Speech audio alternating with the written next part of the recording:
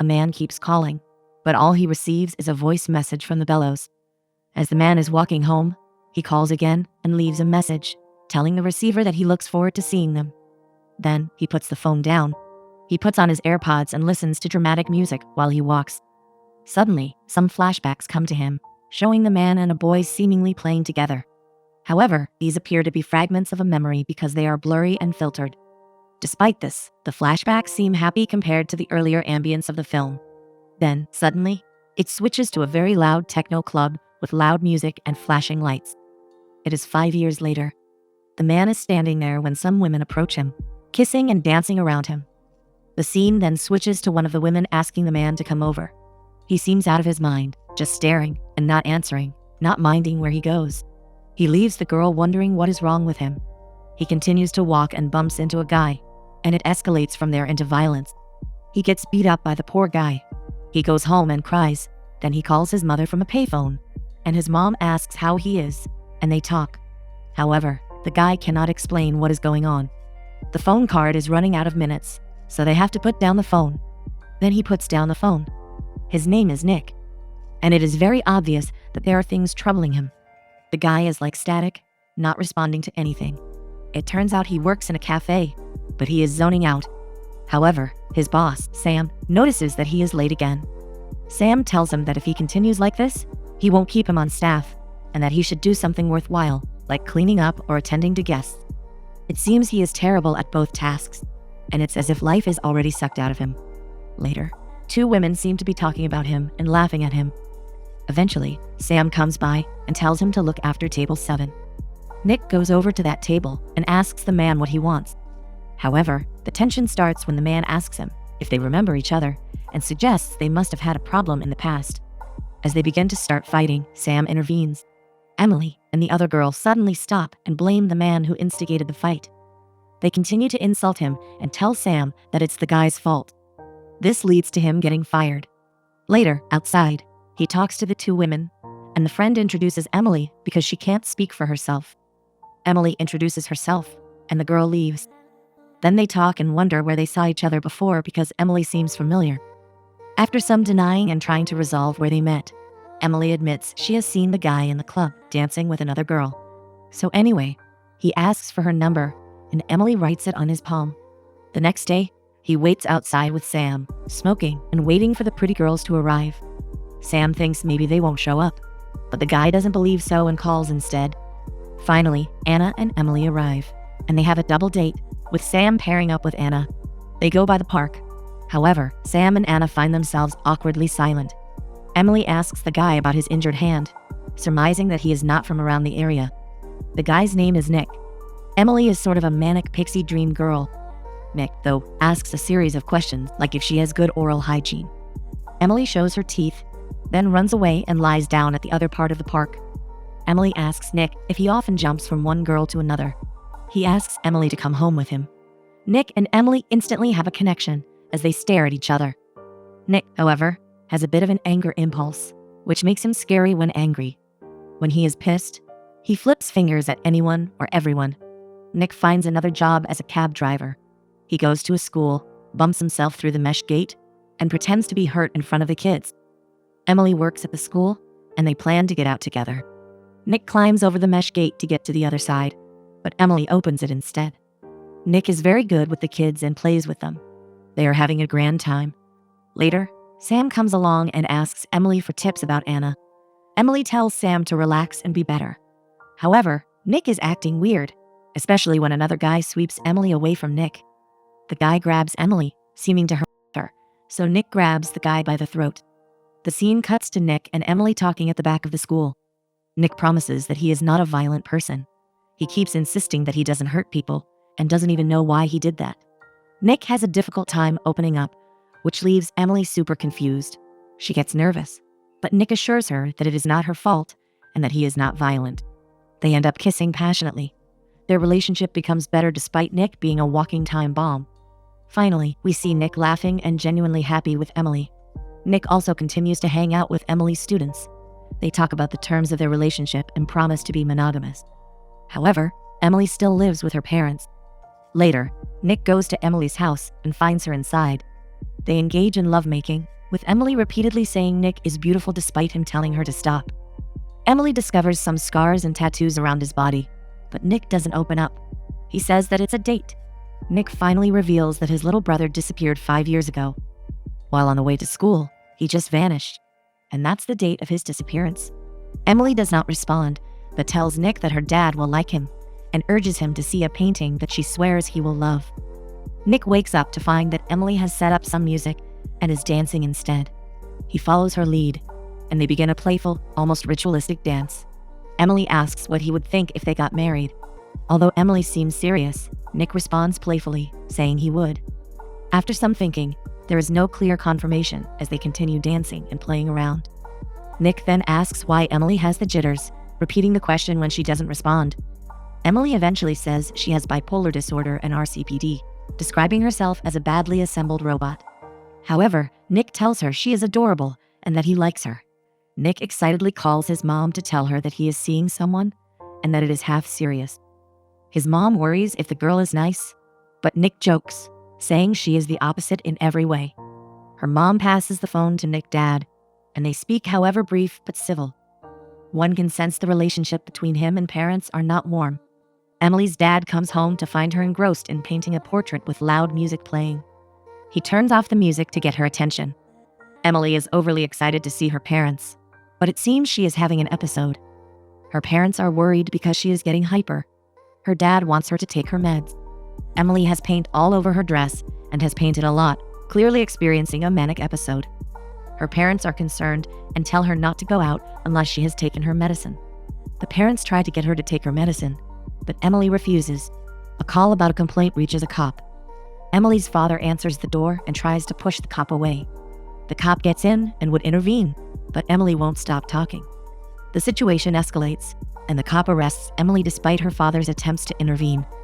The cop doesn't understand how to handle a person with a mental health condition. Emily is supposed to introduce Nick to her parents. The cop promises Emily that he will take the cuffs off if she behaves. Emily cries very hard and misbehaves, feeling sad because Nick is not there. Meanwhile, Nick is outside, looking through the window and witnessing Emily in one of her nasty episodes. He waits outside, smoking and feeling shaky. Nick confronts her dad, but her dad says that Emily is resting and that he should not bother her. However, Emily eventually comes out and sees Nick. She talks to Nick, saying that her memories are shrouded and foggy. Nick relaxes and tells Emily to take off her glasses so he can see her face. Emily has already quieted down and is probably under medication, but she still has to go. Nick is worried about meeting her again. He calls Emily, but only gets her voicemail. He keeps calling to ask how she is doing, but still gets no answers.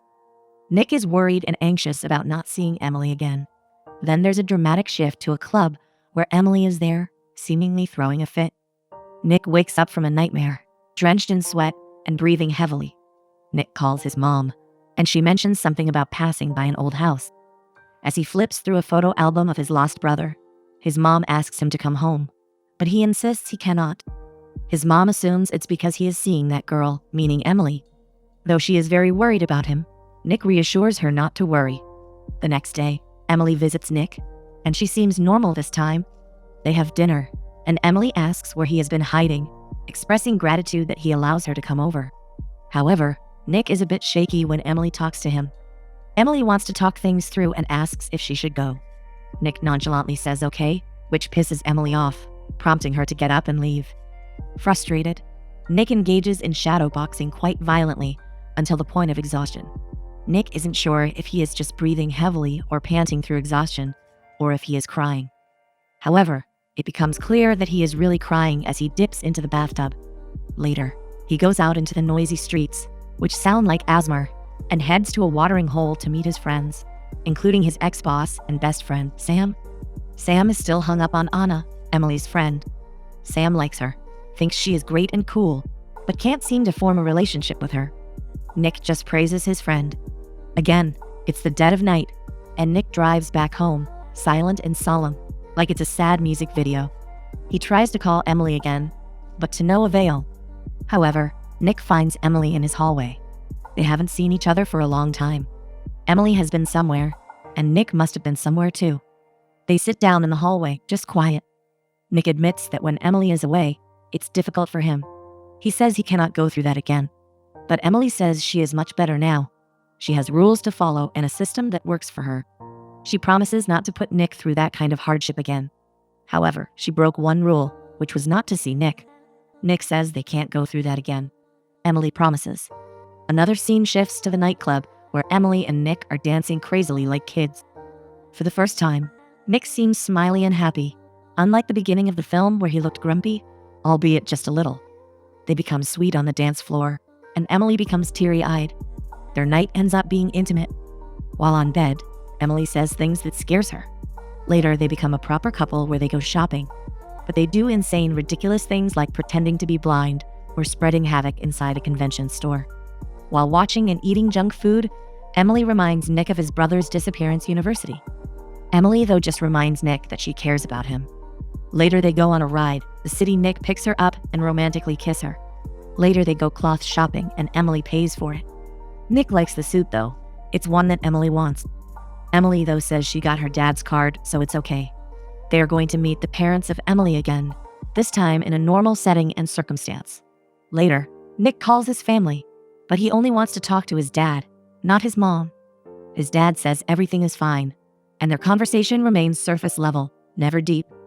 They just ask each other how they are, and then say they are fine. His dad invites Nick to visit him sometime, but he is hesitant because of work and money being tight. Nick goes to a special dinner with Emily's parents, Dad and Marie. Emily's parents want to get to know Nick better. Emily lies to them, saying that Nick is an artist, but Nick immediately admits that he is just a cab driver. However, he mentions that he has studied music. Nick also shares that his dad is a security guard and his mom works at a school. Emily brags about her artworks, which makes her parents proud. However, the dinner starts to take a different turn when Emily proposes something like a business plan. She requests an investment from her dad as she is looking for a school in the UK and claims that the art market is really competitive. As they discuss, Emily becomes nervous about asking for money from her parents. She says if she does not go, she might as well pop out babies. Emily also has plans to take Nick with her. She tries to convince her parents that she will take out loans, but it's not a good option because of bank interest rates. Instead, she asks her parents and promises to pay it back quickly. Emily asserts that her portfolio is solid and that she just needs a bit of help. However, Marie suggests it would be better if Emily studied somewhere closer. Emily shuts Marie down, emphasizing she means no disrespect and is referring to her father. Marie is Emily's stepmother. Her dad says that Emily is not ready yet and does not deserve the loan. Later, when the orders come, Emily becomes rude to the waiter. Nick compensates by praising the waiter. Emily then renegotiates with her dad, apologizing for her behavior. She mentions that her dad asked her grandfather for money to build something up. However, her dad remains hesitant. The dinner becomes really awkward and turns into a family whirlwind drama, unexpected to Nick. Emily walks out from the table, and Marie follows her. This leaves Nick and Emily's dad alone at the table. Nick clarifies that he did not know about Emily's plans, and that he himself does not want anything from him. He mentions that it was just supposed to be a family dinner and a chance for them to meet Emily's boyfriend. The dad says it's fine and apologizes, but he tells Nick that Emily needs to rest from socializing and should be isolated for a while. He advises Nick to stop seeing Emily for some time. Nick refuses to follow this advice. The dad says that Nick does not truly know Emily. Despite this, Nick remains steadfast. The dad tells Nick about the reality of living with Emily, mentioning how she can be really sick and often refuses to take her medications, which makes things worse. Nick responds that he will cross that bridge when he gets there. The dad insists that Emily needs time, and that they should wait until she is in the right state of mind. He stresses that now is not a good time to start a relationship with someone unstable. Nick excuses himself to check on Emily, but the dad says something interesting. He tells Nick that he sees himself in him, because Emily's mom was just the same before she took her life. The dad makes a very strong conviction, asserting that Nick is not capable of handling someone like Emily. Later, Nick walks out, and Emily follows suit. Nick is angry at Emily for not informing him about her request for money from her father.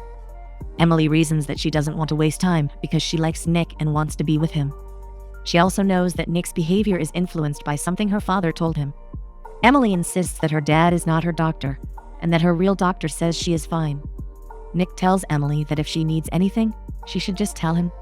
They restart their relationship, and Nick starts to be supportive of her and helping Emily in every way. They usually play around and seems happy. They both engage in their own hobbies. They sleep together in Nick's apartment. Later on, Nick is walking along the hallways and passes through the exit stairs. He quietly walks, then sees an image of his lost brother at the end of the hallway. He follows the figure of the boy, which leads him somewhere, returning to the scene earlier where Nick finds Emily sitting in his hallway.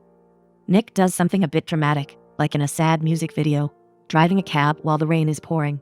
Like Emily, Nick is also fighting his own demons because of the loss of his brother. Nick comes home later, and the place is a bit messy, but there's dinner already with the music turned up. It's all quiet and eerie, but suddenly there's a noise. Emily suddenly comes out and shocks Nick. Emily feels something is off with Nick and urges him to tell her what is bothering him. Nick is in no mood to talk about it, so he becomes rude and tells Emily to go away. Emily is a bit upset. Later on, they are playing around with food as if nobody in the world is starving. Nick is shopping for groceries. They have some plans, but Emily is not in good health. Nick does not want to go as he cannot leave Emily alone. However, Emily assures him that she will be fine and that he should go. After Nick leaves Emily, he goes on a long drive, the sounds of Emily softly crying in the background, perhaps another episode for her. Nick meets up with his mom, Catherine, though her face isn't shown as they drive around. They briefly talk, and Nick apologizes because Emily couldn't show up. Later, as they enter the apartment, Catherine finally shows her face as they search for Emily. Emily has set up a nice place to welcome Nick's mom, and they exchange pleasantries, sharing a hug. The dinner also includes guests Sam and Anna. They enjoy a pleasant meal together, and Sam brings up the topic of a special occasion. He jokes that they're getting married because Anna is pregnant, though Emily doesn't seem to believe it. However, it's revealed to be a bad joke. Catherine insists on making a toast, despite Nick's reservations. She expresses how much she's missed Nick over the years and how happy she is that he's happy now. They all raise their glasses in a toast. Emily isn't feeling well, so Catherine takes the opportunity to talk to her on the veranda. Emily is teary-eyed. Emily tells Catherine that Nick is all she's got. She's a bit restless, and Nick advises her to sleep. However, Emily begins to have another soft episode, where she keeps memorizing Nick's body. Nick wakes up to find Emily gone. He calls out for her, but she's nowhere to be found. Something horrifying happens when Nick eventually finds Emily in an undescribed state, leaving him horrified. Catherine wakes up, but Nick insists she should go back to bed. It becomes apparent that Emily is actually missing, prompting Nick to set out in the middle of the night to find her. He heads to the club, hoping she might be there, and indeed finds her. But she's out of it, dancing with another man. He almost gets into a fight with the man, and the scene becomes messy and convoluted. Emily seems to have passed out, so Nick brings her out to a bench, but she remains unresponsive. However, later she is seen crying and wailing, expressing a desire to be awake. Emily is talking nonsense, but Nick follows through, trying to make her comfortable. He promises and assures her that he's right there for her. As Nick goes to get a cab, Emily insists they should go instead. Additionally, Emily seems to have cut her hair very short. Later, Marie and Emily's father arrive as Nick has called them for help. Emily feels betrayed upon seeing Marie and her father getting down from the car. She runs away as Nick, Marie, and Dad chase her down. There's the sound of a car, but it's not shown. Then, it cuts to a scene that's a memory from their first date at the park. Later, Catherine serves food for Nick. A phone call comes, and Nick goes down. Before he leaves, Catherine says that none of them is to blame. Emily is in the hospital in a coma due to an accident. It can be assumed that Emily has been hit by a car while they were chasing her down the street. Nick cries at her state, looking at Emily. He holds her hand tightly, and Emily's head moves in response.